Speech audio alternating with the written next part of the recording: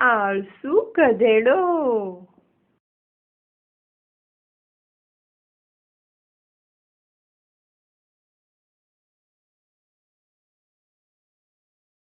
દૂરના એક રાજ્યમાં એક દયાળુ અને મહેનતુ ખેડૂત રહેતો હતો.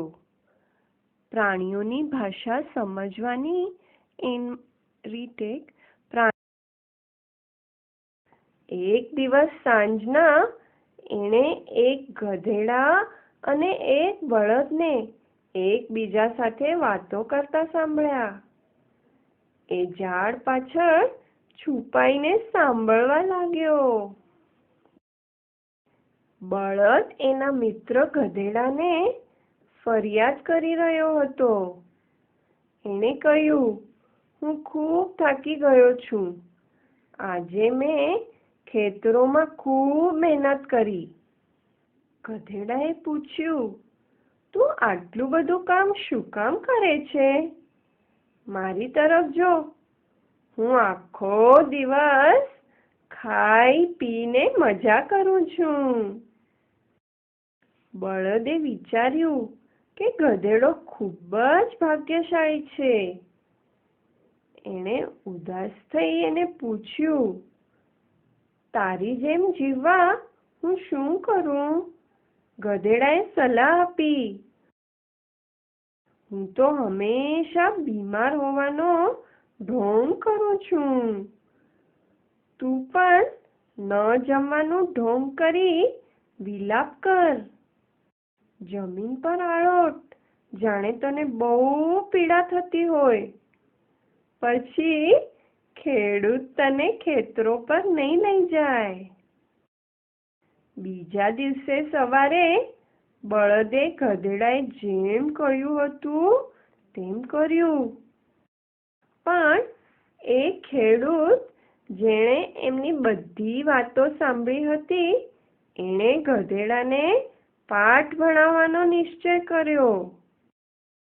એણે ગધેડા પાસે જઈ કહ્યું, આજે બળદ બીમાર હોવાને કારણે તારે મારી મદદ કરવી પડશે.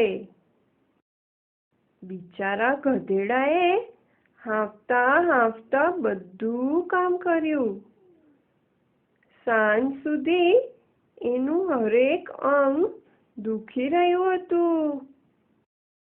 બળદ તો ખુશ હતો.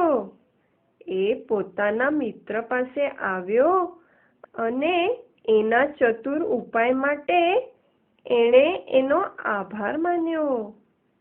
એણે કહ્યું, આજે મારો દિવસ બહુ સારો વીત્યો. મને લાગે છે કાલે ફરી હું ખેડૂતને મૂર્ખ બનાવીશ. ગધેડો ચિંતિત થયો. એને હજી એક દિવસ આવી સખત મહેનત કરવી નહોતી. એણે તરત કહ્યું, અરે ના, તારે એવું ન કરવું જોઈએ. આજે જ મેં ખેડૂતને એમ કહેતા સાંભળ્યું કે તું લાંબા સમય સુધી બીમાર રહીશ તો એ તને કસાઈને વેચી દેશે. બળદ ડરી ગયો. એને એવું થવા દેવું નહોતું. એણે મનમાં નિશ્ચય કર્યો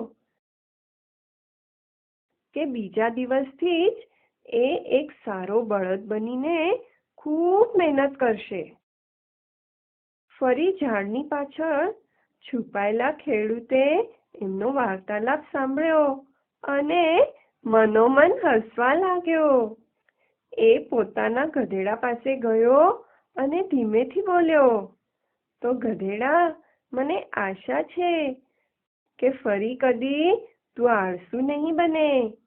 ગધેડાએ લજ્જિત થઈ માથું નમાવી દીધું. એણે ખરેખર પોતાનું પાઠ ભણી લીધું હતું.